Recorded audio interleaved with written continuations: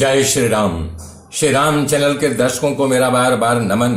मेरे मित्रों, मैं आशा कर रहा हूं आप लोग मुझे देख रहे हैं, लाइक कर रहे हैं और सब्सक्राइब कर रहे हैं। मेरे मित्रों, कल मैंने बताया था श्री सरस्वती देवी ने उस लीला से कहा कि हे लीले, जो वशिष्ठ नामक ब्राह्मण थे और तुम जो उनकी भार्या अरुंधति थी, वो जन्म की बात नहीं, इस जन्म में यही राजा हुए हैं और तुम उनकी रानी हुई है। उनकी बात सुन करके लीला के नेत्र विस्मित कार ढंग से फैल गए। तब वशिष्ठ जी कह रहे हैं, हे श्री रामचंद्र जी, लीला की बात सुन करके तब लीला ने कहा, देवी आपकी बात सत्य ही है, मैं उसे मिथ्या कहने का साहस नहीं कर सकती, परंतु ऐसी वृद्ध बात कैसे संभव हो सकती है? कहाँ ब्रह्मांड का जीव अपने घर में है, कहाँ इतने बड़े विशाल प्रदेश में हम लोग स्थित हैं, फिर भी वे ब्राह्मण दंपति यानी हम लोग कैसे हो सकते हैं?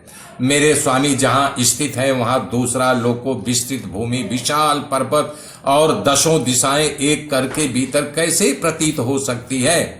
हे सर्वेश्वरी, यदि कोई कहे कि एक सरसों के दाने के भीतर मत वाला एरावत हाथी बंधा हुआ है, परमाणु के भीतर बैठे हुए एक मच्छर ने सिंह समूहों के साथ युद्ध किया है, इस बात को मैं मान सकती हूँ। सुमेरु पर्वत कमल गट्टे के भीतर रखा है।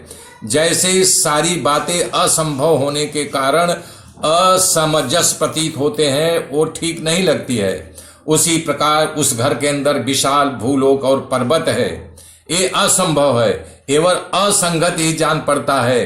देवी सरस्वती बोली, सुंदरी, मैं झूठ नहीं कह रही हूं, तुम ध्यान दे करके यथावत रूप से इस विषय को सुनो। दूसरों के द्वारा तोड़ी जाने वाली धर्म जिस मर्यादा को मैं स्वयं ही स्थापित करती हूं, उसी का यदि मैं भेदन करूं तो दूसरा कौन उसका पालन करेगा? उस पर्वती गांव के ब्राह्मण का जीवात्मा अपने उसी घर के आकाश में यानी चिदाकाश रूप हो करके वहां भाषित हो रहा है, ये कल्पित महान राष्ट्र को देख रहा है।